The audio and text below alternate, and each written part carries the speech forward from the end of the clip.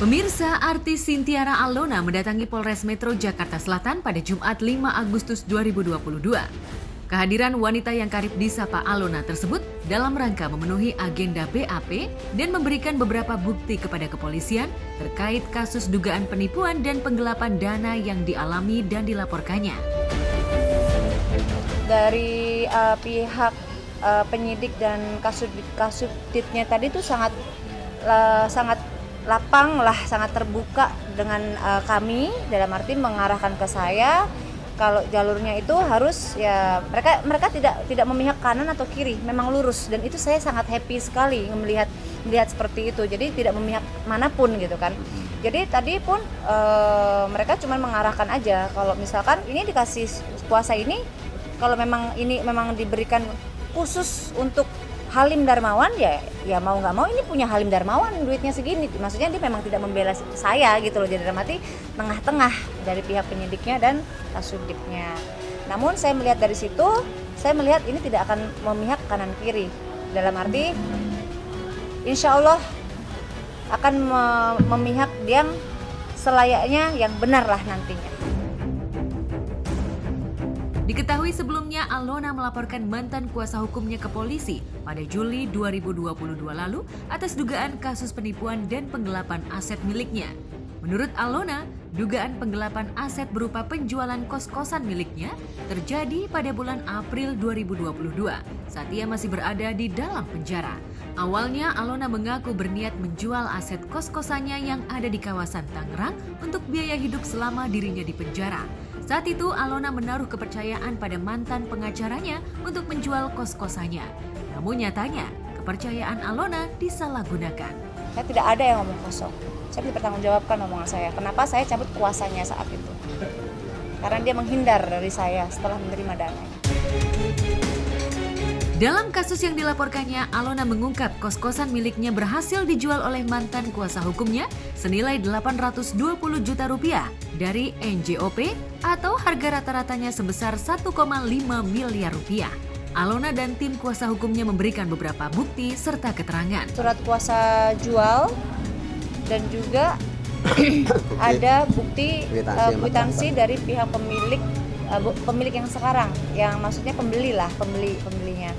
Itu bukti-buktinya dan saksi pun ada, yang mana saya belum bisa ungkapkan nama-namanya.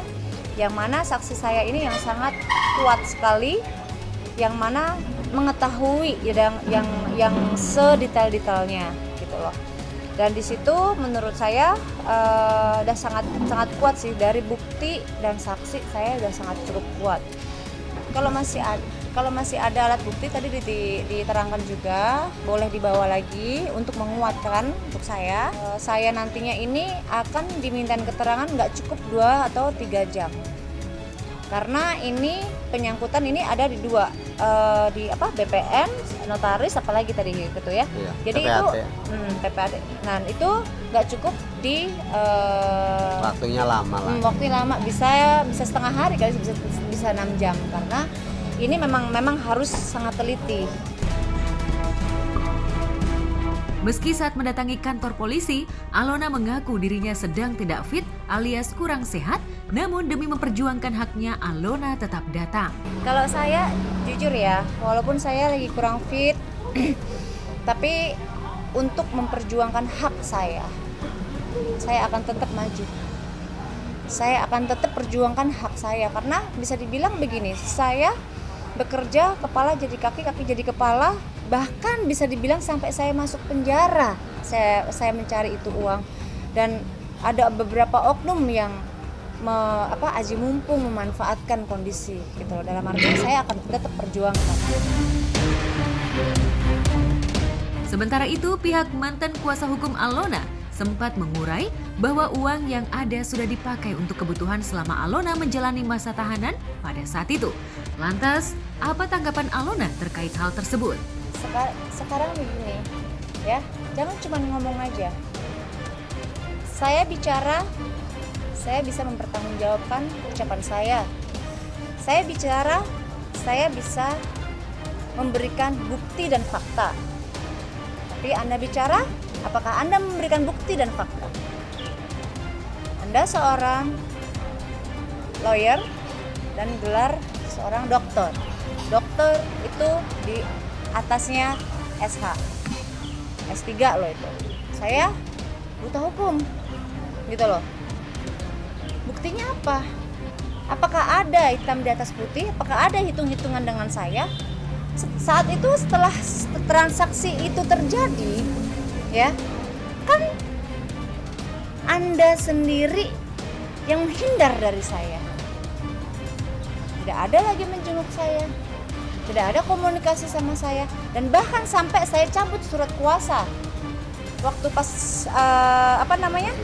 di persidangan. Kenapa di persidangan? Karena kita tidak ada komunikasi, datang tidak, ya kan, menghindar dari saya.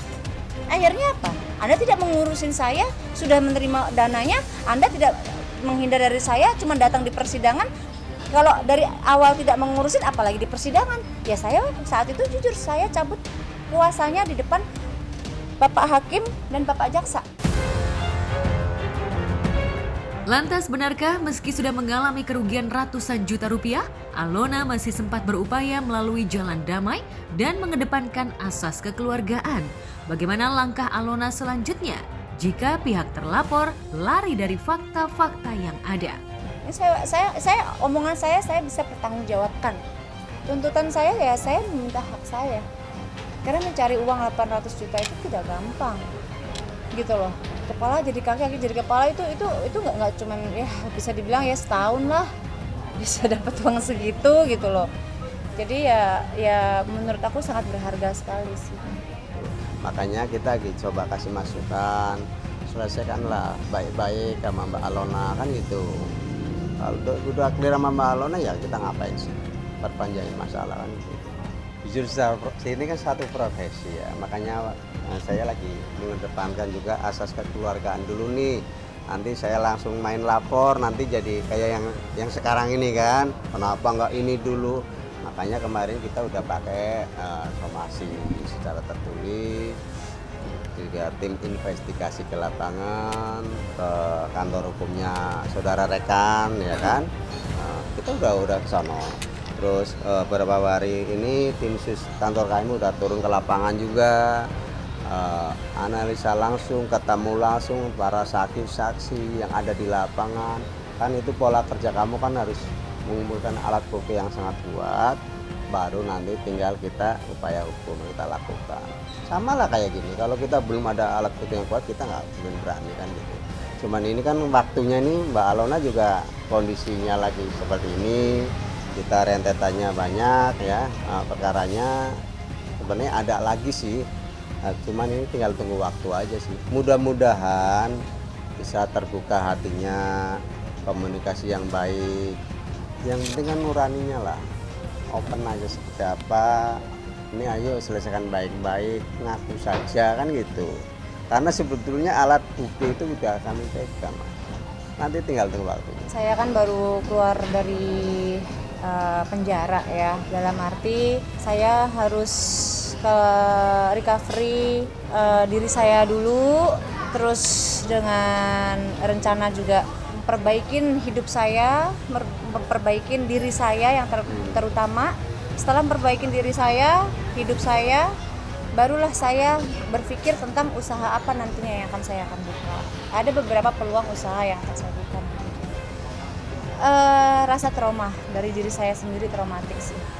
Jadi nantinya pun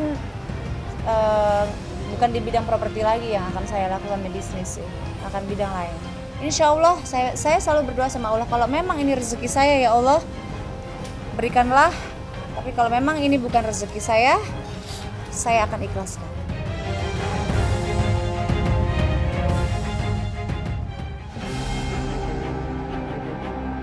Lagi, jagat hiburan kembali tercoreng oleh pelaku hiburan tanah air yang terjerat narkoba. Seorang manajer artis dari penyanyi kenamaan tanah air Bunga Citra Lestari, yakni inisial MID alias Muhammad Ihsan Dodiansyah, dikabarkan telah ditangkap Satuan Polres Jakarta Barat Kamis lalu di apartemen miliknya. Dari penggerebekan itu, polisi mendapatkan sejumlah barang bukti berupa sabu, Inex, dan Happy Five. Lantas mungkinkah zat haram tersebut sepenuhnya milik Dodi? Benarkah Dodi hanya pecandu atau pengedar? Tertangkapnya Dodi sontak menyeret nama artis yang ditukanginya, yakni Bunga Citra Lestari. Sebagian netizen bahkan berspekulasi hingga mempertanyakan apakah zat adiktif tersebut sepenuhnya milik Dodi atau sang artis pun ikut menikmati. Ya, yang jelas hingga berita ini ramai, belum ada keterangan resmi baik dari Kepolisian Metro Jakarta Barat atau dari kubu Dodi.